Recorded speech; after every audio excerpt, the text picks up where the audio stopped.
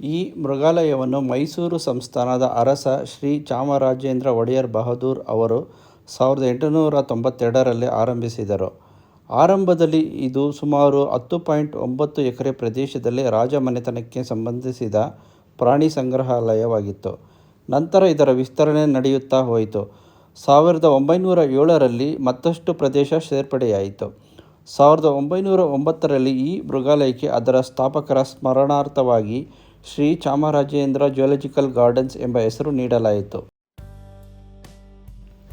ಮೈಸೂರು ಮೃಗಾಲಯದ ವಿಶೇಷತೆಗಳಲ್ಲಿ ಪ್ರಮುಖವಾದದ್ದು ಅದರ ನೈಸರ್ಗಿಕ ವಿನ್ಯಾಸದ ಆವರಣಗಳು. ಪ್ರಾಣಿಗಳನ್ನು ಕೇವಲ ಕಬ್ಬಿಣದ ಪಂಜರಗಳಲ್ಲಿ ಪ್ರದರ್ಶಿಸುವ ಬದಲು ಅವುಗಳ ನೈಸರ್ಗಿಕ ಪರಿಸರವನ್ನು ಸಾಧ್ಯವಾದಷ್ಟು ಹೋಲುವ ರೀತಿಯಲ್ಲಿ ಆವಾಸಗಳನ್ನು ರೂಪಿಸುವ ಪ್ರಯತ್ನ ಇಲ್ಲಿ ನಡೆದಿದೆ. ಜರ್ಮನ್ ಲ್ಯಾಂಡ್ಸ್ಕೇಪ್ ತಜ್ಞ ಮತ್ತು ತೋಟಗಾರಿಕಾ ಪರಿಣಿತರಾದ ಜಿ.ಕೆ. ಕ್ರುಂಬಿಗೆಲ್ ಅವರು ಮೃಗಾಲಯದ ಭೂದೃಶ್ಯ ವಿನ್ಯಾಸದಲ್ಲಿ ಪ್ರಮುಖ ಪಾತ್ರ ವಹಿಸಿದ್ದರು. ನಾವು ಮೈಸೂರಿನ ಮೃಗಾಲಯದ ಒಳಗಡೆ ಬಂದಾಗ ಆಕರ್ಷಿಸುವ ಪ್ರಮುಖ ಪ್ರಾಣಿ ಎಂದರೆ ಜಿರಾಫೆ. ಜಿರಾಫೆ ಸಸ್ಯಾಹಾರಿ ಪ್ರಾಣಿಯಾಗಿದ್ದು ಉದ್ದವಾದ ಕುತ್ತಿಗೆ ಮತ್ತು ಎತ್ತರದ ದೇಹವನ್ನು ಹೊಂದಿದೆ. ಮೈಸೂರು ಮೃಗಾಲಯದಲ್ಲಿ ಜಿರಾಫೆಗಳ ಸಂರಕ್ಷಣೆ ಮತ್ತು ಸಂತಾನೋತ್ಪತ್ತಿಗೆ ವಿಶೇಷ ಕಾಳಜಿ ವಹಿಸಿದ್ದಾರೆ. ಮೈಸೂರು ಮೃಗಾಲಯದಲ್ಲಿರುವ ಗಿಳಿ, ಕ್ರೇನ್ ಮತ್ತು ಬಿಳಿ ನವಿಲು ಪ್ರಮುಖ ಆಕರ್ಷಣೀಯ ಪಕ್ಷಿಗಳಾಗಿವೆ. ಗಿಳಿ ಬುದ್ಧಿವಂತ ಹಾಗೂ ಬಣ್ಣದ ಪಕ್ಷಿಯಾಗಿದ್ದು ಹಣ್ಣುಗಳು, ಬೀಜಗಳು ಮತ್ತು ಧಾನ್ಯಗಳನ್ನು ತಿನ್ನುತ್ತದೆ. ಕ್ರೇನ್ ಉದ್ದವಾದ ಕಾಲು ಮತ್ತು ಕುತ್ತಿಗೆಯನ್ನು ಹೊಂದಿರುವ ಸುಂದರ ಪಕ್ಷಿಯಾಗಿದ್ದು ಮೀನು, ಕೀಟಗಳು, ಕಪ್ಪೆಗಳು ಮತ್ತು ಧಾನ್ಯಗಳನ್ನು ಆಹಾರವಾಗಿ ಸೇವಿಸುತ್ತದೆ. ಬಿಳಿ ನವಿಲು ತನ್ನ ಸುಂದರವಾದ ಬಿಳಿ ರೆಕ್ಕೆಗಳು ಮತ್ತು ಉದ್ದವಾದ ಬಾಲದಿಂದ ಪ್ರಸಿದ್ಧವಾಗಿದೆ.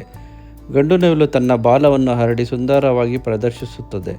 ಈ ಮೂರು ಪಕ್ಷಿಗಳು ಮೈಸೂರು ಮೃಗಾಲಯದ ಪ್ರವಾಸಿಗರನ್ನು ಆಕರ್ಷಿಸುವ ಪ್ರಮುಖ ಪಕ್ಷಿಗಳಾಗಿವೆ.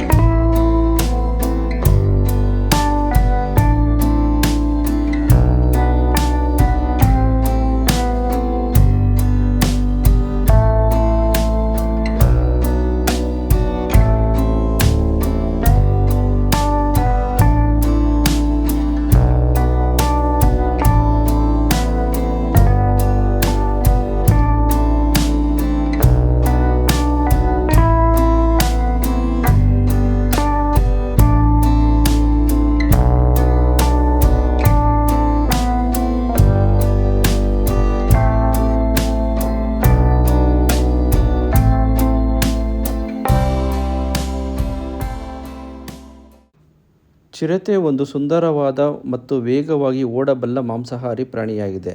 ಅದರ ದೇಹದ ಮೇಲೆ ಕಪ್ಪು ಚುಕ್ಕೆಗಳಿರುವ ಹಳದಿ ಬಣ್ಣದ ಚರ್ಮವಿರುತ್ತದೆ. ಚಿರತೆಗಳು ಸಾಮಾನ್ಯವಾಗಿ ಜಿಂಕೆ, ಸಣ್ಣ ಪ್ರಾಣಿಗಳು ಮತ್ತು ಪಕ್ಷಿಗಳನ್ನು ಬೇಟೆಯಾಡಿ ತಿನ್ನುತ್ತವೆ. ಇವು ಮರಗಳನ್ನು ಏರುವ ಸಾಮರ್ಥ್ಯ ಹೊಂದಿದ್ದು ತಮ್ಮ ಬೇಟೆಯನ್ನು ಮರದ ಮೇಲೆ ಕೊಂಡೊಯ್ಯಬಹುದು.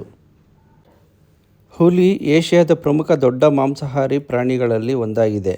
ಭಾರತದಲ್ಲಿ ಹುಲಿಗಳ ಸಂಖ್ಯೆ ಕಡಿಮೆಯಾಗುತ್ತಿದ್ದ ಕಾರಣ ಅವುಗಳ ಸಂರಕ್ಷಣೆಗೆ 1973ರಲ್ಲಿ ಪ್ರಾಜೆಕ್ಟ್ ಟೈಗರ್ ಆರಂಭಿಸಲಾಯಿತು. ಮೈಸೂರು ಮೃಗಾಲಯದಲ್ಲಿಯೂ ಹುಲಿಗಳನ್ನು ಸಂರಕ್ಷಿಸಿ ಅವುಗಳ ಸಂತಾನೋತ್ಪತ್ತಿ ಮತ್ತು ಆರೋಗ್ಯದ ಬಗ್ಗೆ ವಿಶೇಷ ಕಾಳಜಿ ವಹಿಸಲಾಗುತ್ತದೆ.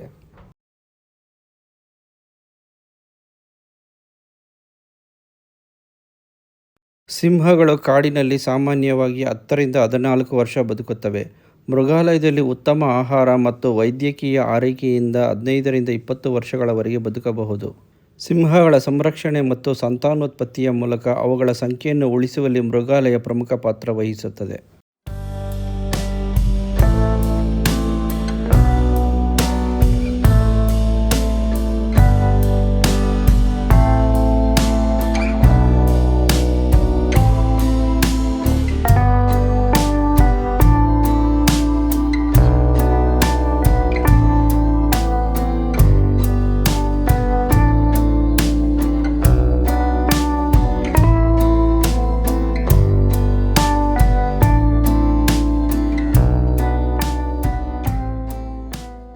ಸಿಂಹ ಬಾಲದ ಮಕಾಕ್ಗಳು ಕಾಡಿನಲ್ಲಿ ಸುಮಾರು 15ರಿಂದ 20 ವರ್ಷ ಬದುಕುತ್ತವೆ. ಭಾರತದ ಪಶ್ಚಿಮ ಘಟ್ಟಗಳಿಗೆ ಸ್ಥಳೀಯವಾದ ಅಪರೂಪದ ಕೋತಿ ಪ್ರಭೇದವಾಗಿದೆ. ಇದು ಅಳಿವಿನ ಅಪಾಯದಲ್ಲಿರುವ ಪ್ರಾಣಿಯಾಗಿದ್ದು, ಕಾಡುಗಳ ನಾಶ ಮತ್ತು ವಾಸಸ್ಥಳದ ಕಡಿಮೆಯಿಂದಾಗಿ ಇದರ ಸಂಖ್ಯೆ ಕುಸಿದಿದೆ.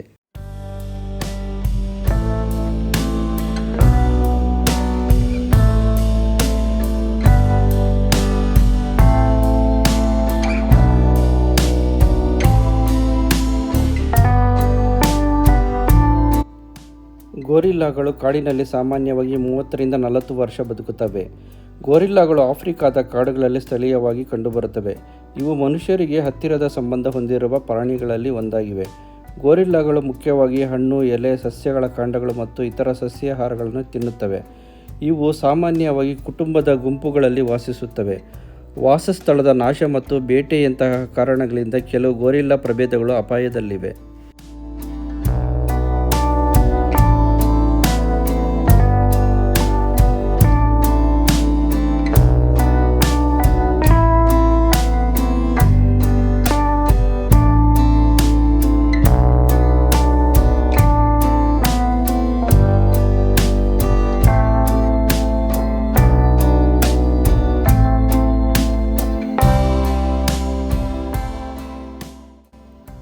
ಚಿಂಪಾಂಜಿಗಳು ಕಾಡಿನಲ್ಲಿ ಸಾಮಾನ್ಯವಾಗಿ 30ರಿಂದ 40 ವರ್ಷ ಬದುಕುತ್ತವೆ. ಆಫ್ರಿಕಾದ ಕಾಡುಗಳಿಗೆ ಸ್ಥಳೀಯವಾದ ಬುದ್ಧಿವಂತ ಪ್ರೈಮೇಟ್ಗಳು. ಇವು ಮನುಷ್ಯರಿಗೆ ಹತ್ತಿರದ ಸಂಬಂಧ ಹೊಂದಿರುವ ಪ್ರಾಣಿಗಳಾಗಿವೆ. ಚಿಂಪಾಂಜಿಗಳು ಹಣ್ಣುಗಳು, ಎಲೆಗಳು, ಬೀಜಗಳು, ಕೀಟಗಳು ಮತ್ತು ಕೆಲವೊಮ್ಮೆ ಸಣ್ಣ ಪ್ರಾಣಿಗಳನ್ನು ತಿನ್ನುತ್ತವೆ. ಇವು ಗುಂಪುಗಳಲ್ಲಿ ವಾಸಿಸುತ್ತವೆ ಮತ್ತು ವಿವಿಧ ಧ್ವನಿಗಳು ಹಾಗೂ ಹಾವಭಾವಗಳ ಮೂಲಕ ಪರಸ್ಪರ ಸಂವಹನ ಮಾಡುತ್ತವೆ.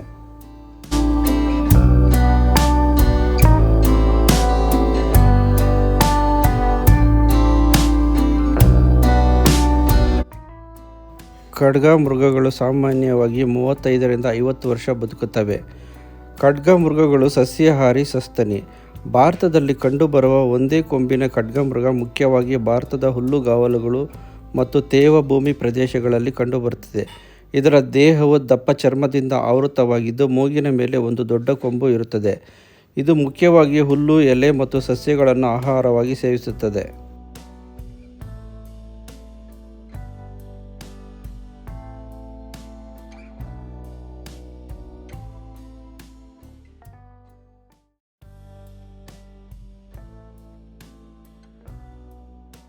ಚೀತಾಗಳು ಕಾಡಿನಲ್ಲಿ ಸಾಮಾನ್ಯವಾಗಿ 10ರಿಂದ 12 ವರ್ಷ ಬದುಕುತ್ತವೆ. ಚೀತಾ ವಿಶ್ವದ ಅತಿ ವೇಗವಾಗಿ ಓಡುವ ಭೂಪ್ರಾಣಿ. ಇದು ಮುಖ್ಯವಾಗಿ ಆಫ್ರಿಕಾ ಮತ್ತು ಇರಾನ್ನ ಕೆಲವು ಪ್ರದೇಶಗಳಲ್ಲಿ ಕಂಡುಬರುತ್ತದೆ. ಚೀತಾಗಳು ಜಿಂಕೆ, ಮೊಲ ಮತ್ತು ಇತರ ಸಣ್ಣ ಪ್ರಾಣಿಗಳನ್ನು ಬೇಟೆಯಾಡುತ್ತದೆ.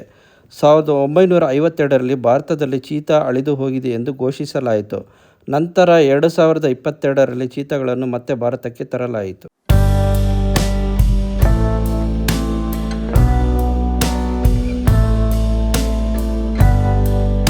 ಕಪ್ಪು ಕರಡಿಗಳು ಕಾಡಿನಲ್ಲಿ ಸಾಮಾನ್ಯವಾಗಿ 15ರಿಂದ 20 ವರ್ಷ ಬದುಕುತ್ತವೆ.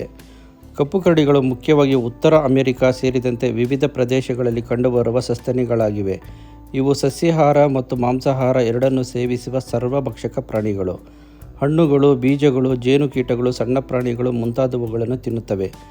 ಇವು ಉತ್ತಮವಾಗಿ ಮರಗಳನ್ನು ಏರಬಲ್ಲವು ಮತ್ತು ಈಜಬಲ್ಲವು.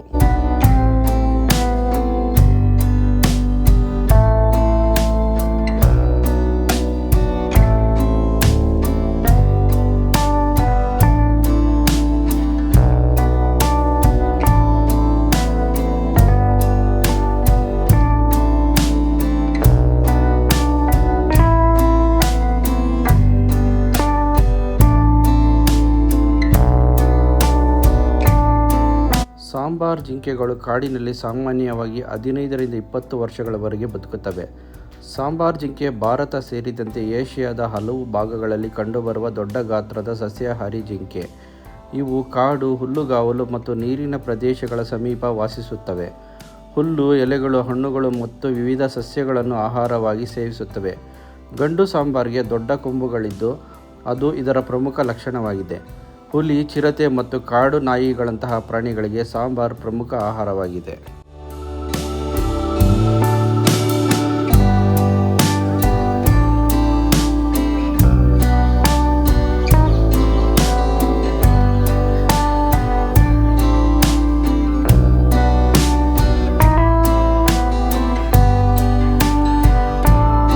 ಭಾರತೀಯ ಕಾಡೆಮ್ಮೆಗಳು ಸಾಮಾನ್ಯವಾಗಿ 18ರಿಂದ 20 ವರ್ಷಗಳವರೆಗೆ ಬದುಕುತ್ತವೆ.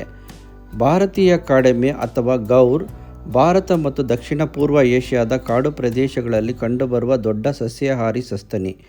ಇದು ವಿಶ್ವದ ಅತಿ ದೊಡ್ಡ ಕಾಡು ದನದ ಪ್ರಭೇದಗಳಲ್ಲಿ ಒಂದಾಗಿದೆ. ಇದರ ದೇಹ ಬಲಿಷ್ಠವಾಗಿದ್ದು ಗಂಡು ಗೌರ್ಗಳು ದೊಡ್ಡ ಕೊಂಬುಗಳನ್ನು ಹೊಂದಿರುತ್ತವೆ. ಇವು ಮುಖ್ಯವಾಗಿ ಹುಲ್ಲು, ಎಲೆಗಳು, ಸಸ್ಯಗಳು ಮತ್ತು ಹಣ್ಣುಗಳನ್ನು ತಿನ್ನುತ್ತವೆ.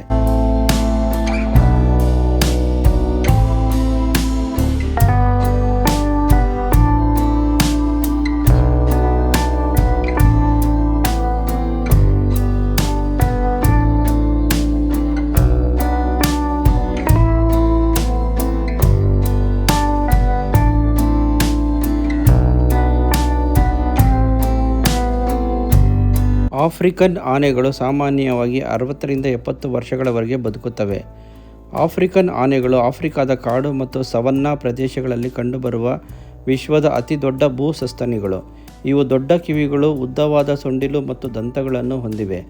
ಹುಲ್ಲು, ಎಲೆಗಳು, ಹಣ್ಣುಗಳು, ತೊಗಟೆ ಮತ್ತು ಸಸ್ಯಗಳ ವಿವಿಧ ಭಾಗಗಳನ್ನು ಆಹಾರವಾಗಿ ಸೇವಿಸುತ್ತವೆ. ಇವು ಸಾಮಾನ್ಯವಾಗಿ ಕುಟುಂಬದ ಗುಂಪುಗಳಲ್ಲಿ ವಾಸಿಸುತ್ತವೆ.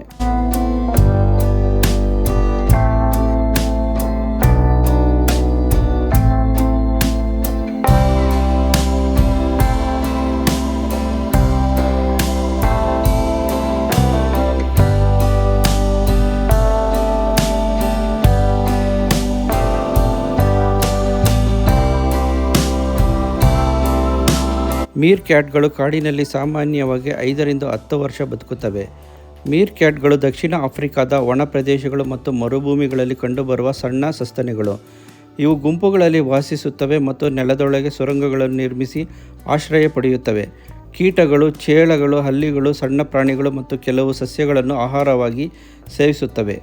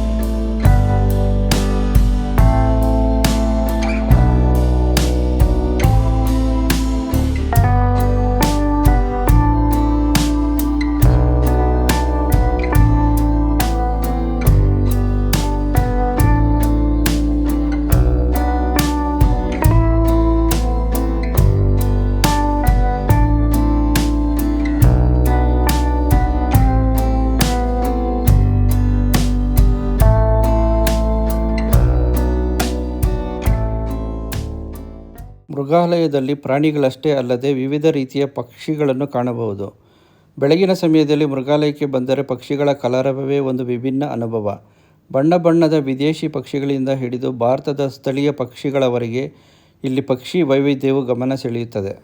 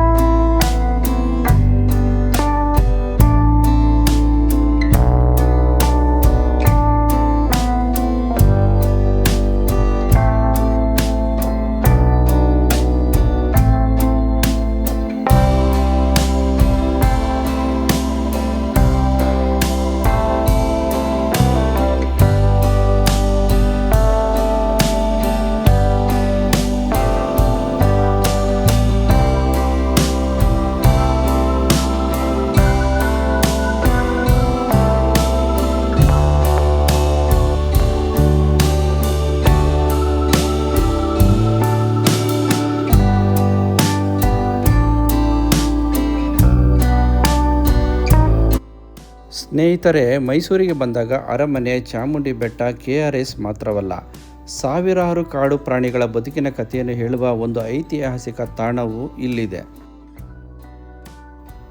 ಒಂದು ಕಾಲದಲ್ಲಿ ರಾಜಮನೆತನದ ಆಸಕ್ತಿಯಿಂದ ಆರಂಭವಾದ ಈ ಪುಟ್ಟ ಪ್ರಾಣಿ ಸಂಗ್ರಹಾಲಯ ಇಂದು ದೇಶದ ಪ್ರಮುಖ ಮೃಗಾಲಯಗಳಲ್ಲಿ ಒಂದಾಗಿ ಬೆಳೆದಿದೆ.